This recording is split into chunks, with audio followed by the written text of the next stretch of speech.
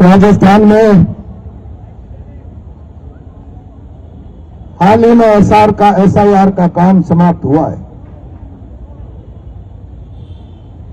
पिछले दिनों भारत सरकार के निर्देश पर उनकी योजना से चुनाव आयोग ने बिहार चुनाव के समय सारे हिंदुस्तान में एसआईआर का काम प्रारंभ किया।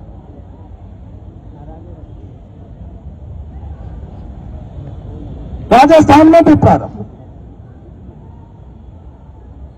मैं आज इस मंच से बहुत जिम्मेदारी से कहना चाहता हूं,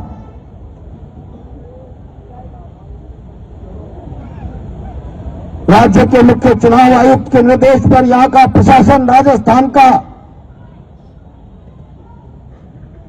एसआईआर का काम कर रहा था।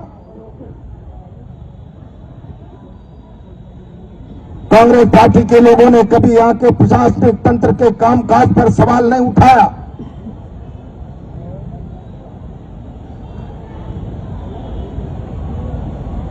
आधा करोड़ से ज्यादा मतदाताओं के नाम कट गए। हमने प्रशासनिक कार्रवाई को पारदर्शी मानते हुए उस पर आपत्ति नहीं की,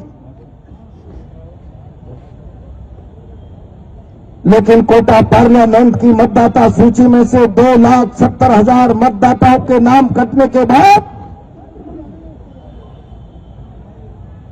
दुनिया के सबसे बड़े प्रजातंत्र की एक बड़ी कुर्सी पर बैठे हुए नेताजी की चूलें हिल गई। अब मेरा क्या होगा? 2,70,000 फर्जी नाम कट गए जो मैंने जुड़वा रखे थे। और उसके बाद क्या हो गया? हिंदुस्तान के गृह मंत्री, मैंने तब भी कहा था और आज भी कह रहा हूं, भारतीय जनता पार्टी के राष्ट्रीय महासचिव बीएल संतोष, भारत के गृह मंत्री अमित शाह राजधानी में आए। लोकसभा अध्यक्ष की पीड़ा सामने आ गई। मेरी पार्लियामेंट में 3.25 लाख के आसपास मतदाताओं के नाम काटे गए। कांग्रेस के विचार के मतदाताओं का पता नहीं, लेकिन मुझे पता है इनमें से मेरे जुड़ाए हुए 1,00,000 1.5 लाख फर्जी नाम काट दिए गए। इसका परिणाम क्या हुआ? अमित शाह ने सारे राजस्थान के कलेक्टर्स को धमकाया। भारतीय जनता पार्टी संगठन के कार्यकर्ताओं के निर्देश पर हजारों कांग्रेस के लोगों के नाम उड़ा दिए जाए, और न केवल नाम उड़ा दिए जाए, जो गलत नाम फर्जी तरीके से जुड़े हुए काट दिए गए हैं, भारतीय जनता पार्टी का कार्यकर्ता फार्म नंबर 6 भरकर देगा, उन नामों को भी छोड़ दिया जाए। मुझे याद आ रहा है कोटा संभाग के एक एसडीएम ने यह सब कुछ करने से मना कर दिया। मैं सरकार की नौकरी करता हूं, भारतीय जनता पार्टी की नौकरी नहीं करता। मैं गलत नाम काटूंगा, मैं गलत नाम जोड़ूंगा। सरकार चाहे तो मेरा तबादला कर दे, लेकिन कोटा के कलेक्टर जी, मुझे पता नहीं, लेकिन ये मास्टर जी वहां कैंप कार्यालय में बैठे बैठे कहते रहते हैं, चिंता मत करो, सारे फर्जी नाम जुड़ेंगे। मैंने कलेक्टर और एडीएम सिटी को घर कार्यालय बुलाकर एडी पंजे मिला दिए। जिला कलेक्टर महोदय,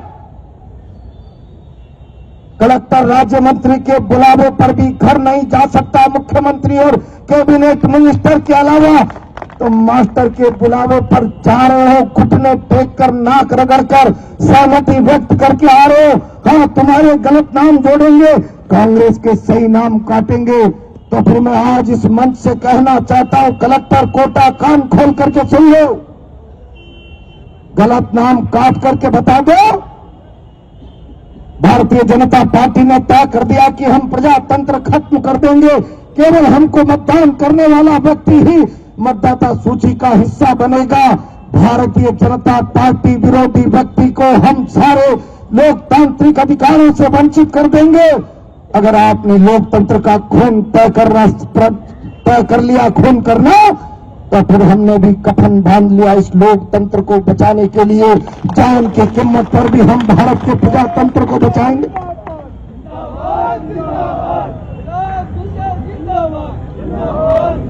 कौन से पैरामीटर्स आप स्थापित करना चाहते हैं राजस्थान की, हिंदुस्तान की राजनीति में?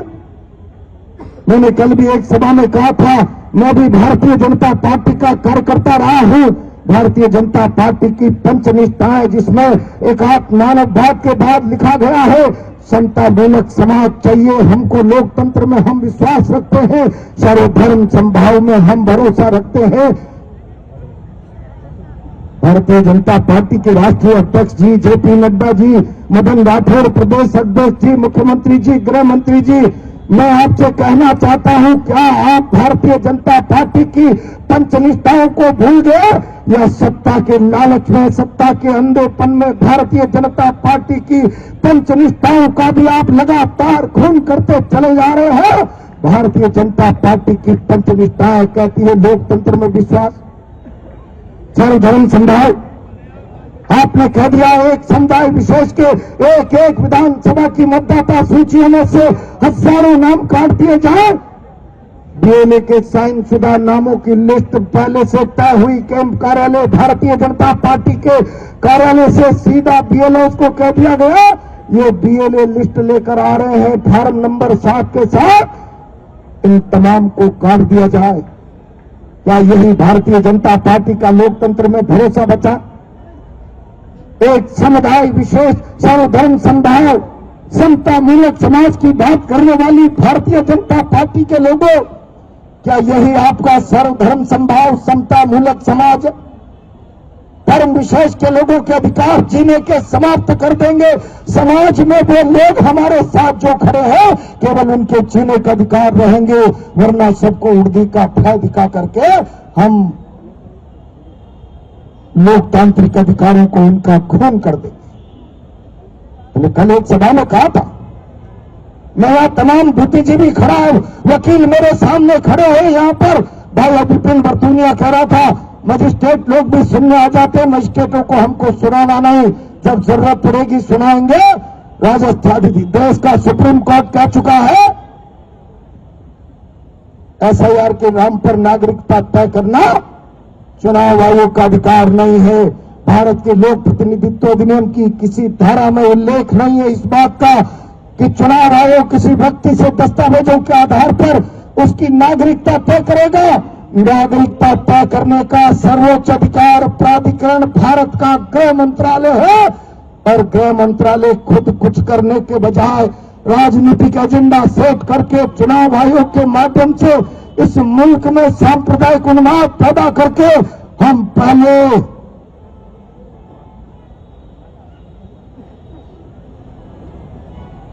Detain, delete and deport. Bharat के गृह मंत्री जी, आपने बिहार के चुनाव में बहुत जोर से लोगों में उन्माद पैदा करने के लिए पहले हम घुसपैठियों को, पहले हम रोहिंग्यों को डिपोर्ट करें, डिटेन करेंगे, पता करेंगे, फिर नाम डिलीट करेंगे, फिर देश के बाहर डिपोर्ट करेंगे। मैं भारतीय जनता पार्टी के लोगों इस मंच से तुम्हें चुनौती दे रहा हूं, भारत के गृह मंत्री जी, 2.5 करोड़ लोग जिनके नाम 2 करोड़ 2.5 करोड़ से ज्यादा उत्तर प्रदेश में काट दिए गए, राजस्थान में 52 लाख से ज्यादा नाम काट दिए गए। तुम्हारी मां ने दूध पिलाया है तो डिपोर्ट तो क्या कर पाओगे, लेकिन एक बयान देकर बताइए, जिन जिनका देश भर की मतदाता सूचियों से नाम कटा है, तुम देश निकाला दे पाओगे? नहीं दे पाओगे।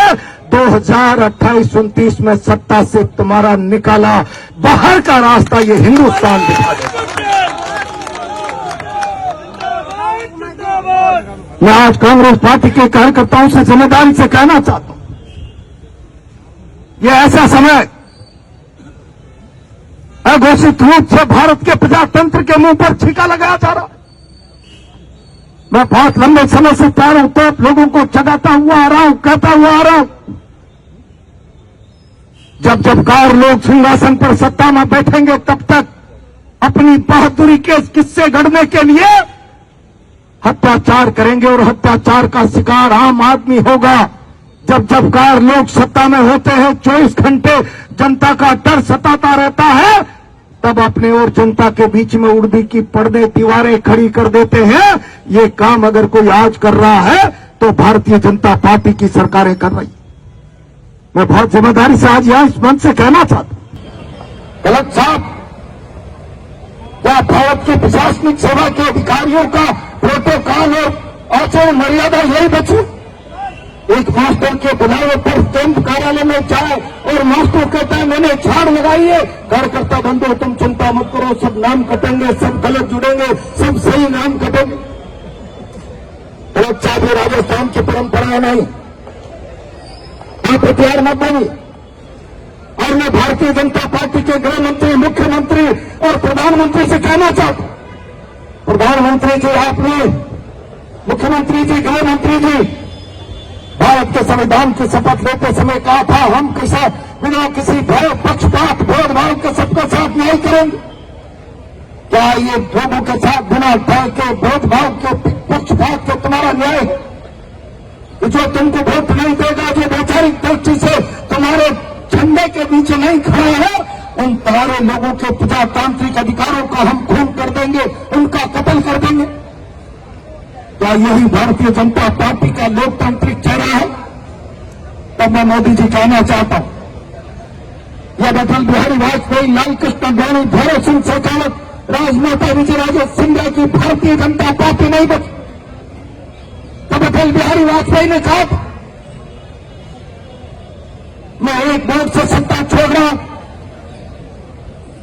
मंडी में माल बिका, लेकिन खरीदार नहीं है, मैं सिद्धांतों से हट नहीं सकता, खरीद कर सत्ता को जिंदा नहीं रख सकता। एक सिद्धांत तो वो अटल बिहारी वाजपेयी और नौवीं राजमाता सिंधिया के थे, एक सिद्धांत अमित शाह के, कुछ भी करो सरकारों की सरकारें गिरा दो, एमएलए खरीद दो, खजाने खोल दो, कुछ भी करो, बनी बनाई सत्ताओं को गिरा दो, सत्ताएं मेरे चरणों में रहनी चाहिए। जनादेश कुछ भी हो, अमित शाह का जो आदेश होगा, अमित शाह की जो मर्जी होगी, वो सत्ता सिंहासन के पायदानों पर बैठेगा। जनादेश को कचल दिया जाएगा, जनादेश को अपमानित कर दिया जाएगा।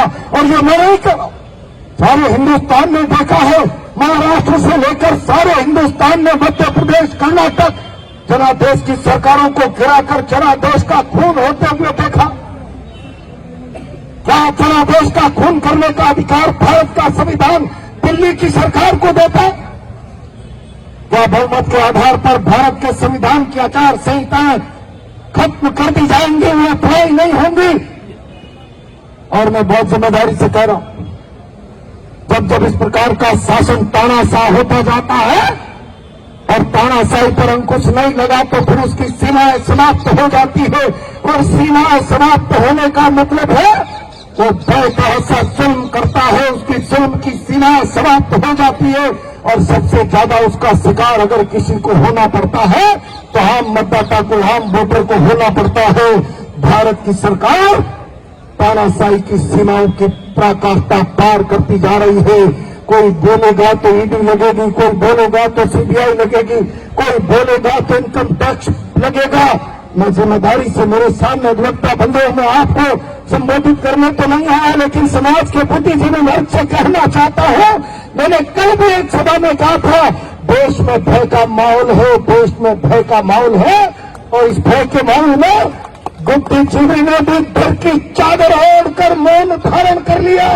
जिस बुद्धिजीवी के सिर में इस मुल्क को जगाना है, जिस बुद्धिजीवी के दिल में इस मुल्क के गरीब को, मजदूर को, जिसके पास अपने विचार की ताकत नहीं है, उसकी आत्मा में विचार की रोशनी पहुंचाने का काम है, उस बुद्धिजीवी ने भय की चादर ओढ़ ली। जब इस मुल्क का बुद्धिजीवी भी भय की चादर ओढ़कर सो जाएगा, मैं गारंटी से आज कह रहा हूं, कोटा की इस धरती से उस मुल्क का लोकतंत्र कैंसर जैसी बीमारी से ग्रसित हो जाएगा। भारतीय जनता पार्टी ने इस प्रजातंत्र की जड़ों में कैंसर के बीज बो दिए हैं। अब प्रजातंत्र का चेहरा तानाशाही का चेहरा होता चला जा रहा है। अब प्रजातंत्र का चेहरा हिटलरशाही का चेहरा होता जा रहा है। मैं बहुत जिम्मेदारी से कहता हूं, मैं इतिहास के कुछ चंद अंशों में हिटलर का समर्थन कर सकता हूं कि उस जंगी साम्राज्य के महायुद्ध के कारण दुनिया के 18 देशों की आजादी का रास्ता निकला, जिसमें हम भी हैं, लेकिन उस जंग को दुनिया मान्यता नहीं दे सकती, जिसमें से 2 करोड़ 18 लाख लोगों का बलिदान हुआ, मानवता का त्रास हुआ और 1 करोड़ से ज्यादा ऑफिशियल लोग लापता हुए। इतनी बड़ी मानवीय त्रासदी की इजाजत किसी भी युद्ध को भारतीय नहीं, सारे संसार के मानवीय मूल्यांकन दे नहीं सकते। हम इस बात के समर्थक हैं और तुम तो हिटलर शाही पर आ गए, तुम तो हिटलर जैसा चेहरा बना दिया। और आपको कभी कभी लोगों से ये सुनने में भी प्रधानमंत्री जी आनंद आने लगा है, नरेंद्र मोदी की छवि हिटलर जैसी हो गई। हिटलर क्या ये हिटलर की ताकत अमेरिका के राष्ट्रपति के सामने जाने के बाद उस स्थिति में बदल जाती है जैसे कोई शेर के सामने मेमना आ गया? कहां है वो 36-56 इंच का सीना? क्या वो 56 इंच के सीने की ताकत भारत के गरीब व्यक्ति के आत्मसम्मान को जगाने, उसके संविधानों के संवैधानिक अधिकारों को संरक्षित सुरक्षित करने को रखने के बजाय उसमें भय का माहौल बना दो, सांप्रदायिक विचारधारा के आधार पर लोगों को भय में, आतंक में, आइसोलेशन में जीने के लिए मजबूर कर दो? मैंने कल भी कहा था कि आपका सांप्रदायिक चेहरा तो दुनिया जानती है, लेकिन प्रहलाद गुंजल के चुनाव पार्लियामेंट में लड़ने के बाद जिन जिन जातियों ने स्पीकर को वोट नहीं दिया, आप उनके जीने के अधिकारों पर डाका डाल रहे हो। देश में ये कौन सी राजनीतिक संस्कृति आप लाना चाहते हो? केवल सत्ता में हम रहेंगे, हमें वोट देने वाला व्यक्ति सुरक्षित रहेगा, हमारी खिलाफत करने वाले व्यक्ति को हम तहस नहस कर देंगे, सत्यानाश कर देंगे। भारत के प्रधानमंत्री जी, आपने खून कर दिया, प्रजातंत्र में विश्वास नहीं, आपने प्रजातंत्र की परंपराओं मर्यादाओं का नहीं, भारतीय जनता पार्टी के सिद्धांतों और पंचनिष्ठाओं का भी खून किया है। प्रजातंत्र में सरकारों लोगों की सुरक्षा की गारंटी होती है, उनके जान माल और कानूनी अधिकारों की, उनके राजनीतिक, सामाजिक, आर्थिक और धार्मिक अधिकारों की सुरक्षा की गारंटी होती है। सरकारें उनका खून करे, उनका कत्ल करे, उनका कब्जा करे, उनको बेदखल करे, उन्हें तंग करे, नाजायज उनके अधिकारों पर डाका डाले, उन्हें भय दिखाए। सरकारें भय दिखाने के लिए नहीं, सुरक्षा की गारंटी के लिए होती है। आज देश में कोई एक व्यक्ति खड़ा होकर कह सकता? अब तो एक शंकराचार्य ने कह दिया, शंकराचार्य किसी राजनीति में धर्म होना चाहिए, धर्म राजनीति के अधीन नहीं चलेगा। भारत की राजनीति इतनी ताकतवर हो गई, इस मुल्क की धार्मिक परंपराओं, शंकराचार्यों की पद्धति और प्रणाली को भी अपने तरीके से हाकेगी। जो मोदी की हाजिरी नहीं बढ़ेगा वो शंकराचार्य नहीं होगा। मैं इस पर लंबी बात नहीं करना चाहता। कभी कोई बड़ी धर्म सभा होगी तो मैं इन बेईमानों को जो सनातन का व्यापार कर रहे हैं, सनातन की परंपराओं तक से साक्षात्कार कराऊंगा। आखिर तुम धार्मिक उन्माद करके क्यों परंपराओं का सत्यानाश कर रहे हो? इस मुल्क की परंपराएं नहीं, इस मुल्क की तहजीब नहीं, इस मुल्क की गंगा समनी तहजीब नहीं है। हम वर्षों तक, सदियों तक ये मुल्क सौहार्द के रास्ते पर चला है। और शर्म करो, चुल्लू भर पानी में डूब मरो। आजादी के 75-77 साल बाद तुम इस मुल्क को कहां ले जाना चाहते हो? अगर तुमने नाखून बराबर भी इस मुल्क के प्रथम प्रधानमंत्री से सीखा होता, तो सांप्रदायिक आधार पर देशों का बंटवारा हुआ, अंग्रेजों ने आग लगा दी सांप्रदायिक हिंसा की। बंटवारे के समय खूनी लाशों से ट्रेनों का आदान प्रदान हुआ। उस जंग के उस घोर खतरनाक माहौल में खड़े होकर भारत के प्रथम प्रधानमंत्री जवाहरलाल नेहरू ने कहा, ये हिंसा, ये बदलाव, ये रिवेंज भारत की तरक्की का रास्ता नहीं बना सकता। ये समाप्त होना चाहिए, सौहार्द कायम होना चाहिए। और इसलिए मैं भारत को, पाकिस्तान जाए अपने रास्ते पर, मैं भारत को अपने रास्ते पर ले जाऊंगा, सर्वधर्म संभाव के रास्ते पर ले जाऊंगा, विकास के रास्ते पर ले जाऊंगा। कत्लेआम और लाशों के ढेर के बीच में खड़े होकर ये कहने का साहस जवाहरलाल नेहरू का था। और उसी साहस की बदौलत 339 करोड़ के पहले बजट से ये भारत लाखों करोड़ के बजट तक पहुंच गया। उस बजट में सपना था इसरो का, उस बजट में सपना था भेल का, उस बजट में सपना था रक्षा का भारत का, उस बजट में सपना था खेत में खुशहाली लाने का, उस बजट में सपना था भारत में इंडस्ट्रियल ग्रोथ लाने का। आपका सपना तो केवल एक है। अमित शाह, मोदी जी रात को 2 बजे मिलते हैं, किसकी जमीन उखाड़नी है, किसकी जमीन बनानी है, कौन सी सरकार गिरानी है, किस सरकार के मशीनों में टांका फिट करना है। मैं बहुत जिम्मेदारी से कह रहा हूं। कल परसों बहुत जोर से कुछ अखबारों में छापा है, कागज के हवाई जहाज उड़ाने वालों, अब हवाई जहाज आ रहा है। मैं हवाई जहाज उड़ाने वालों से कहना चाहता हूं, बहुत जिम्मेदारी से कहना चाहता हूं, अगर कुछ शर्म आए तो चिल्लू भर पानी में डूब के मर जाओ। लोगों को रीत सदा चली आई, प्राण जाई पर वचन न जाए। लोगों को रीत सदा चली आई, प्राण जाई पर वचन न जाए। कभी रघुकुल की वंश परंपरा में रघु ने कोई मर्यादा तय कर दी तो राम जी तक ये कहा जाता था, रघुकुल की बात प्राण चली जाए वचन नहीं जाएंगे।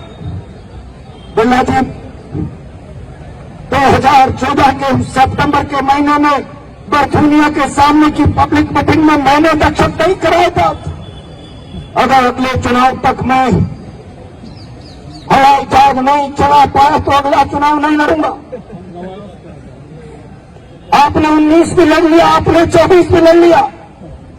हम तो सोच रहे थे तुम सनातन के व्यापारी हो, आप में तो साहस ही नहीं है। खुद के कामों पर जो कहा है वो करके दिखाते हैं, सेवा करेंगे।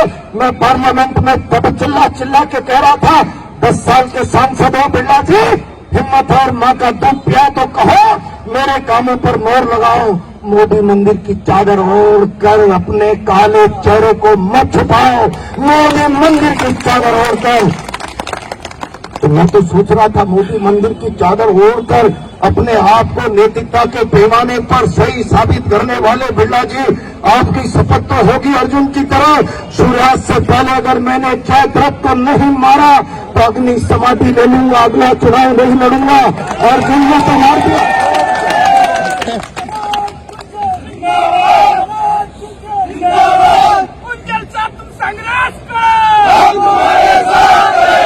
अर्जुन ने तो जयद्रथ को सूर्यास्त से पहले मार दिया। आपको तो जाने कितने सूर्यास्त बदल गए। अर्जुन का संकल्प कहा है बिरला जी, और अब जो बाउंड्री वॉल का काम चालू हुआ, जोश में आ गए। मैं सवाल करना चाहता हूं बिरला जी, जो इस मुल्क की शहर की आंखों में धूल झोंकना चाहते हो, कोचिंगों का सत्यानाश कर दिया, कोचिंगों बंद हो गई, और तब जाकर आप हवाई जहाज लेने की बातें कर रहे हो। यहाँ का कोचिंग का बच्चा उड़ाता रहा कागज के हवाई जहाज 36 48 घंटे की ट्रेन की बसों की यात्रा करके अभिभावक हमारी खबर लेने आते हैं। बिरला जी हवाई जहाज ला दो, लोकसभा के स्पीकर हो, इससे ज्यादा तो कोठा आपको क्या नवाजेगा। लेकिन वो बच्चे हवाई जहाज कागज के उड़ाकर ही संतोष करते रहे। अब आप करें, अब मैं ला रहा हूं, बाउंड्री का काम शुरू हो गया। बिरला जी अब कोचिंगों का तो आपने सत्यानाश कर दिया, उस हवाई जहाज में आप ही बैठना। और कल तो आपने बहुत जोर से कहा है सरकार नहीं बढ़ेगी, आपको सरकार पर दबाव नहीं, सरकार में आपकी दखलंदाजी नहीं है। सरकार का इस्तेमाल तो आप केवल लोगों में बल बिठाने के लिए करते हो। अगर सरकार नहीं बुलाएगी तो मैं कैंसर का हॉस्पिटल लंदन के व्यापारी से ला रहा हूं।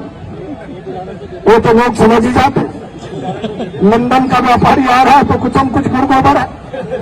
क्या लंदन के व्यापारी के अस्पताल में, सरकारी अस्पतालों की तरह मेरे इस कोटा के गरीब आदमी को कैंसर जैसी असाध्य बीमारियों के इलाज की सुविधा निःशुल्क दिला दोगे? बिरला जी मां का दूध पिया है तो ये घोषणा करके बताओ।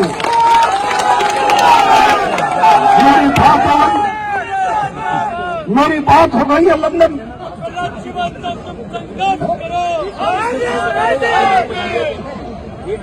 गुंजन ने क्या किया पूछिए कोटा उत्तर। अगर कोटा उत्तर के एक एक गली में सड़क है, एक एक गली में पानी है, एक एक घर को तो पुलिया गुंजल की देन है, बोरा से लेकर पौड़ी पुलिया रंगपुर तक ये खड़ा समय 750 बेड का जिसे तुम बंद कराना चाहते थे। आरोप मत लगाओ, यहाँ कुछ अखबार वाले तुम्हारे 3 लाइन का शब्द संतुलन तुम्हारी भाषा में वक्रता में नहीं है। जबरदस्ती तुम्हें अपनी लेखनी से विद्वान बनाने का प्रयास कुछ अखबार के लोग करते रहते हैं। कोटा तुम्हारी विद्वता को जानता है, तुम्हारे पास हिम्मत है तो राज्य सरकार से कैंसर का अस्पताल लाओ। मेरा कोटा का गरीब व्यक्ति जो कैंसर की बीमारी लगातार बढ़ती जा रही है, निःशुल्क इलाज कराते रहे। ये जेके के लोग साल भर से बैठे हैं। बिरला जी कुछ बोलोगे क्या इनके बारे में? मुझे डाउट हो रहा कहीं जेके फैक्ट्री में भी गुड़ गोबर नहीं हो जाए।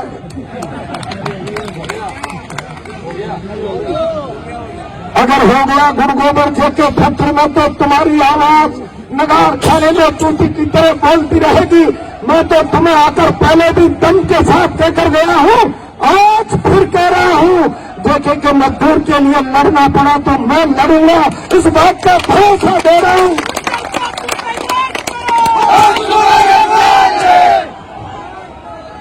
मैं बहुत जिम्मेदारी से कह रहा हूं।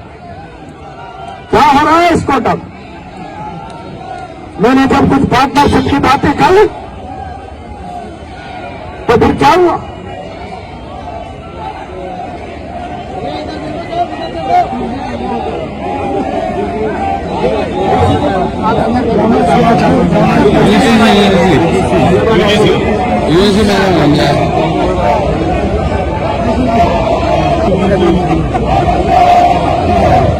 यारो बीजेपी बर्बाद के लगा रहे हो, स्टैंड लेना इस पर।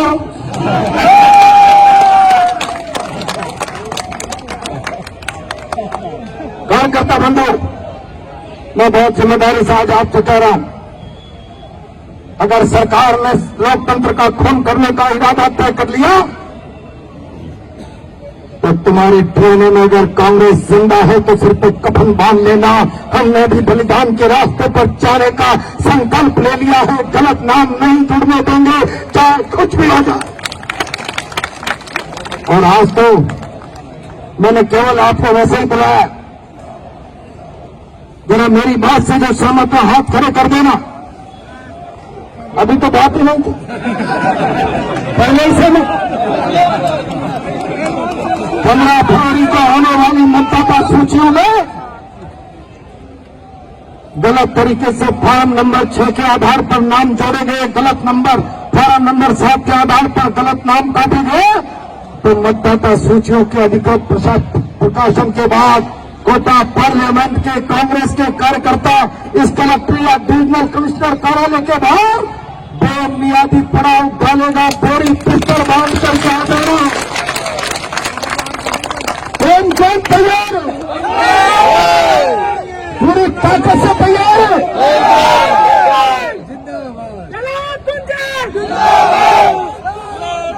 अब